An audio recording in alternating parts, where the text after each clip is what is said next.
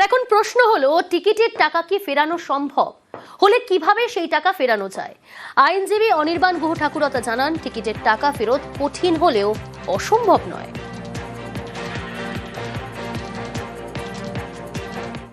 Police অফিসারের যদি মনে হয়, ইনভেস্টিগেটিং অফিসার কোর্টে প্রেয়ার করতে পারেন যে এই প্রপার্টিগুলোকে অ্যাটাচ করা হোক। যা টিকিট বিক্রি হয়েছে সেটা যদি পুরোটাই অনলাইন হয়ে থাকে তাহলে নিশ্চয়ই তার একটা হিসেব পাওয়া যাবে কার কাছ থেকে কোন টাকা পাওয়া গেছে। যদি প্রপার্টি আদৌ অ্যাটাচ হয়, ওনার অ্যাকাউন্ট যদি অ্যাটাচড হয়, লার্নেড ম্যাজিস্ট্রেট যদি মনে করেন 107 BNSS অনুযায়ী অ্যাটাচ করবেন, তারপরে ডিএমকে দায়িত্ব দেবেন, উনি রেটেবলি ডিস্ট্রিবিউট করবেন। তো এটা খুবই কঠিন একটা কাজ, যেহেতু টিকিট বিক্রি বুঝতেই পারছেন অল্প সংখ্যক টাকা করে, মানে বিন্দু বিন্দু থেকে এখানে সিন্ধু হয়েছে। তো সেটা যদিও কঠিন কিন্তু দুষ্কর নয়, মানে আলটিমেটলি করা যাবে হয়তো।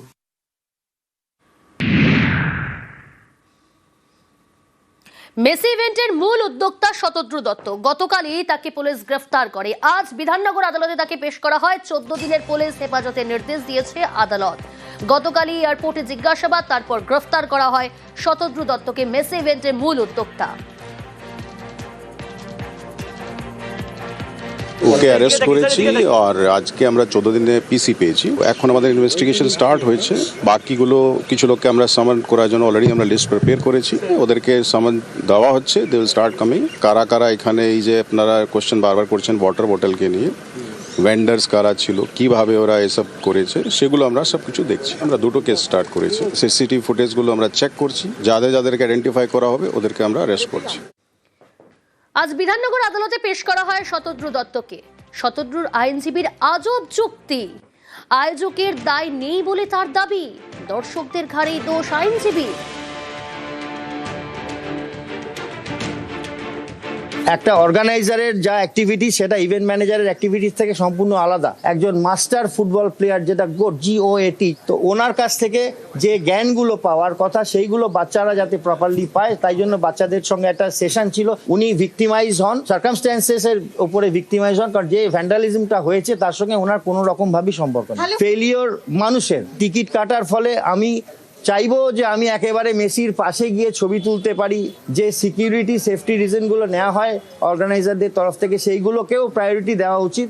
তার জন্য এরকমভাবে চেয়ার ছুঁড়ে বা ভাঙচুর করে তাদের প্রতিবাদ দেখানো আমার মনে হয় না খুব একটা এক্সপেক্টেড একটা ঘটনা। লিওনেল মেসি হায়দ্রাবাদেও গেছেন এবং সেইখানেও তিনি তার কাজকর্ম করেছেন, কোনো সমস্যা হয়নি। জজ সাহেব যে ডাইরেকশনটা দিয়েছেন, তদন্ত 14 দিনের জন্য তদন্তের ডাইরেকশন দিয়েছেন।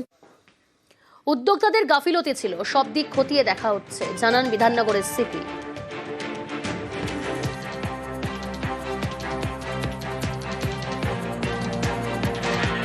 অর্গানাইজারদের মিসম্যানেজমেন্টের জন্য হয়েছে। শিডিউল তো ওদের ফলো করার কথা ছিল, দে ডিডন্ট ফলো দ্যাট। কে থাকবে না থাকবে, তার মধ্যে যারা ছিল ওরা পাস দিয়েছিল। তার মধ্যে ওদের ক্যামেরাম্যানস, ওদের ব্রডকাস্টিং টিম, তার মধ্যে CRPF এর একটা সিকিউরিটি কর্ডন ছিল, ওরা সাথে নিয়ে এসেছিল। তারপরে কিছু লোক ওর অ্যাড হয়েছে তার মধ্যে, যেটা হয়েছে আপনাদের সামনে পরপর ইভেন্ট ছিল। তো যারা ইভেন্ট পারফর্ম করবে ওদের জন্য ওরা পাস দিয়েছিল, ওরা অ্যালাউ করেছিল ওদেরকে। এভাবে অনেক লোক ওখানে ছিল যারা পারফর্ম করবে one after another, but because of the mismanagement ওরা ঠিক মতোটা করতে পারেনি। যুব ভারতের বিশৃঙ্খলা এবার নোটিশ, আয়োজক সংস্থার কয়েকজনকে নোটিশ, তলব ইভেন্ট ম্যানেজমেন্ট সংস্থার কয়েকজনকে। এখনো পর্যন্ত 6 থেকে 7 জনকে নোটিশ বিধাননগর কমিশনারেটের।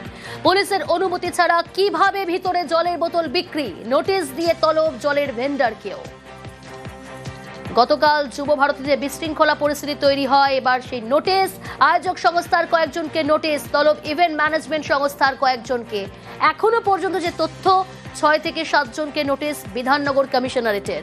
পুলিশের অনুমতি ছাড়া কিভাবে ভিতরে জলের বোতল বিক্রি, নোটিশ দিয়ে তলব জলের ভেন্ডারকেও।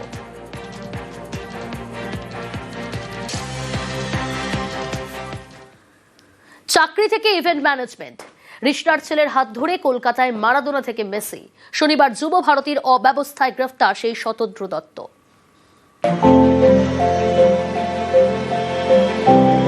ফুটবল প্রেমীদের স্বপ্ন পূরণের দিন ছিল শনিবার। যুব ভারতীতে মেসি ম্যাজিক দেখতে হাজির হন হাজার হাজার দর্শক। নেপথ্যে ছিলেন শতদ্রু দত্ত। অনুষ্ঠানের আয়োজক। এখন যিনি পুলিশ হেফাজতে। শতদ্রু দত্ত, হুগলির রিষড়ায় বাড়ি। একসময় কর্পোরেট সংস্থায় চাকরি করতেন। খেলার নেশা থেকে ইভেন্ট ম্যানেজমেন্টের পেশায় শতদ্রু।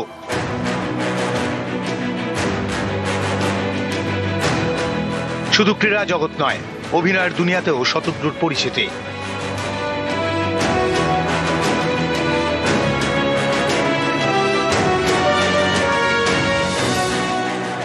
এই শতদ্রুর হাত ধরে দ্বিতীয়বার কলকাতায় পা রাখেন মারাদোনা। বিশ্বকাপ জয়ের পরে মার্টিনেজকেও এনেছিলেন ফুটবলের শহরে। এই শতদ্রু দত্তের উদ্যোগেই 14 বছর পরে শনিবার কলকাতায় আসেন মেসি। শুরুটা হয়েছিল উন্মাদনায়, আর শেষটা বিশৃঙ্খলায়। মাঠে মেসিকে ঘিরে বাড়তে থাকে ভিড়, ছবি তোলার হিড়িক।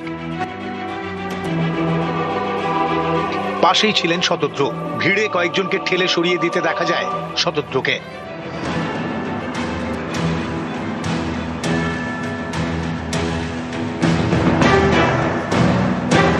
স্বপ্নের স্টেডিয়ামে তাণ্ডব। শতদ্রু দত্তের আয়োজক সংস্থার ব্যবস্থাপনা নিয়ে নানা প্রশ্ন।